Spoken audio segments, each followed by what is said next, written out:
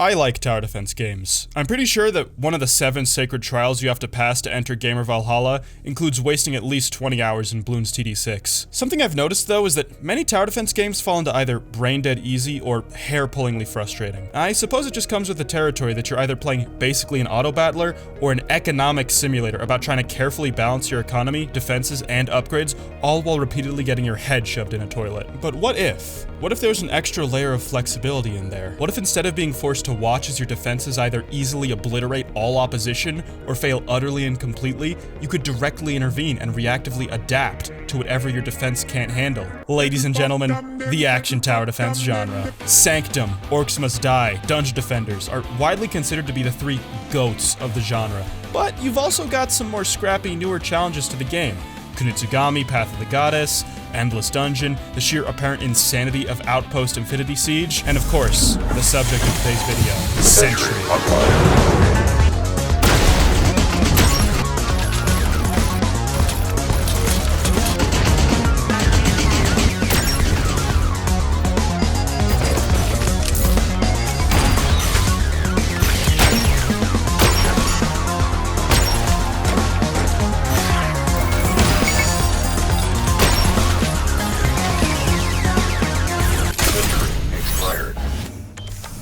I think describing games as X meets Y with a little bit of Z is cringe and non-constructive. However, my doctor just called to inform me that I am both those things. Also, I have carpal tunnel.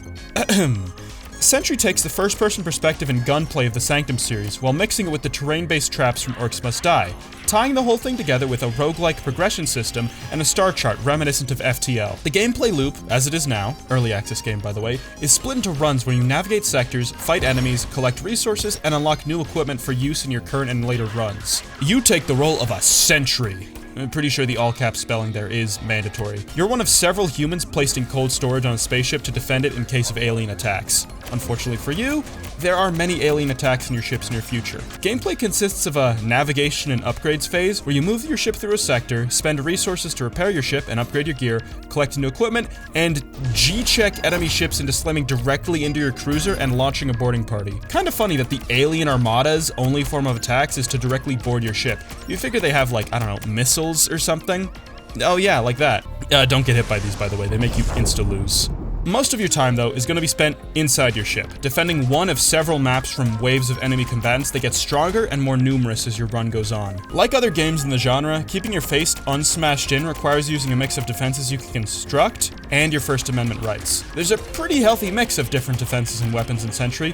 The big problem is with how you actually unlock this equipment, which we can get into later. Just keep in mind that it's very RNG dependent and very slow. On the other hand, missions in Sentry are fast, and enemies will not only come from multiple different breach points on their way to the level's exit, forcing you to divide your attention, but they'll also switch up their breach points between rounds, forcing you to pull a TF2 engineer and pack up your entire defense as fast as possible, and scramble to get set up in a new area before they arrive. You're also encouraged to work fast, as if you skip past your prep time, even by a little bit, you get a bonus of building materials. The maps in Sentry are small, but dense, with a couple exceptions. Not only do these environments feel lived in and distinct from each other with a bunch of cute little details, they provide tangible benefits to the player that knows them inside and out. Air vents can be shot open to provide shortcuts between different routes, doors can be opened and closed to control the flow of enemies or provide momentary relief from waves, and ammo and health stations are scattered throughout the map. This goes a long way to enforce the idea that this is in fact your ship that you're defending.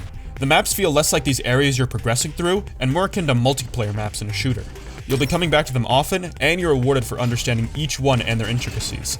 I almost wish it would go a little further. Make even bigger maps with more interweaving hallways and entrances. Combat in Sentry places a greater focus on you than other games in the genre. Sure, you'll still need defenses to soften up and or slow down the hordes of enemies, but the reactive nature of Sentry means that you are your own greatest defensive asset. You're fast, can take shortcuts through the ship, you can activate stage hazards like blowing out your ship's windows, and your guns pack quite a punch, especially if you put resources into upgrading them. As a result of a more face-rolly playstyle though, health and ammo become much more important resources to keep track of. Some weapons can be incredibly ammo hungry, and with all the enemies that have hit scan weapons, you're eventually gonna start taking damage. This is why knowing where the aforementioned health and ammo stations are helpful, as it gives you a shot at resupplying before getting back into the thick of it. Now, everybody doesn't know this, but failure in Sentry has a couple unique parameters from other action tower defense games in the genre. Letting enemies escape the level is bad, of course, but if you let enough enemies past your defense grid to lower this bar to 0, you don't lose your run. Rather, the level you're in just, explodes and is unusable unless you repair it, meaning all future invasions will go right through it to the next available room in your ship. This continues up until your core room, where enemies don't leave, but rather gang up and start wailing on your ship's power core until you kill them. If this thing goes down, you will lose. Also, sometimes you get attacked by 2 ships. In these cases, you can only defend one room, and the other will always be destroyed. This does have the effect of pushing you further into your ship as the game goes on, even if you never lose levels, but it does also end with you playing 1 or 2 maps over and over again. Another way to meet the game over screen, other than the aforementioned missiles, is to run out of sentries. These guys act as your lives, and while you can get more, they are a pretty hard to replenish resource. If your final sentry dies, surprise surprise, there's no one left to protect the ship, and you instantly lose the run. This means sometimes you might have to make a value call as to what you value more, your life in the moment, or the current zone as a defensive point. All these factors come together to create an incredibly promising gameplay concept, but the current model does have some issues. Runs can be very RNG dependent. Your starting equipment is randomly selected from what you have equipped, which can either be heat vents and turrets or slow pads and explosive barrels. You can spend your meager starting resources on unlocking other items from your collection, but this really feels like a stopgap because those are resources that should ideally be spent on strengthening your current equipment, not fixing the issue of rolling bad on the inventory slot machine. Speaking of RNG, the weapons and equipment you unlock to play around with are also completely up to chance. You see, supply caches on the map screen are the only way to unlock new equipment, which, with the amount you actually see on the star chart, means that it'll take a long time to see everything that's available in the game.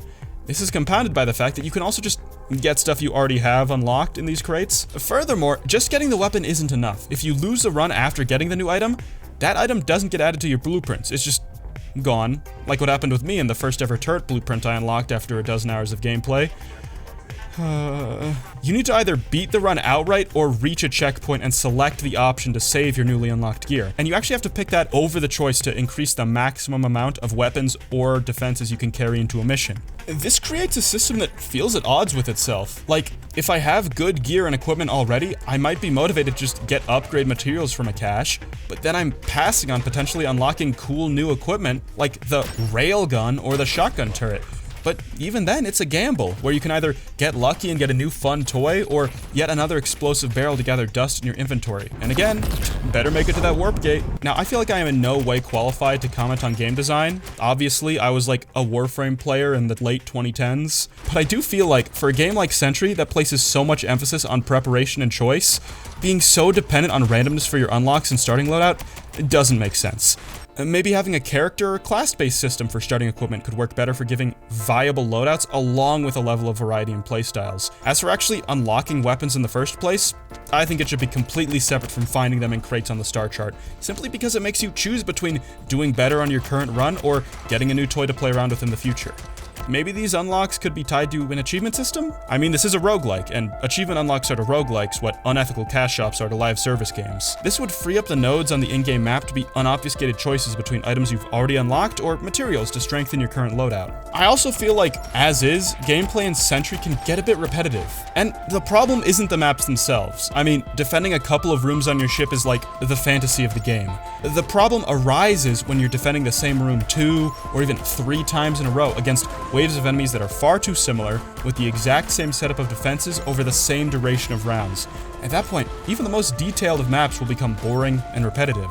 Sometimes I even found myself wishing for longer missions, if that makes sense, right? Like, since over the course of 5 to 6 rounds, you only really get to build up a partial defense against enemies, which left me wanting an all-out slugfest of hordes of enemies against a fully built-up defensive path. Other than just adding a bunch more enemy types to make waves more varied, I thought a way to remedy this might be maybe baking in a little bit more FTL/Slay the Spire, you know, adding map events separate from fight enemy and collect item. let me make choices that maybe give me new equipment, place restrictions on my ship for the next couple fights, add more enemies, or hell, maybe get even further into the this is your ship mindset and have the game actually drop you in one of your ship's levels for a short, non-enemy attack objective.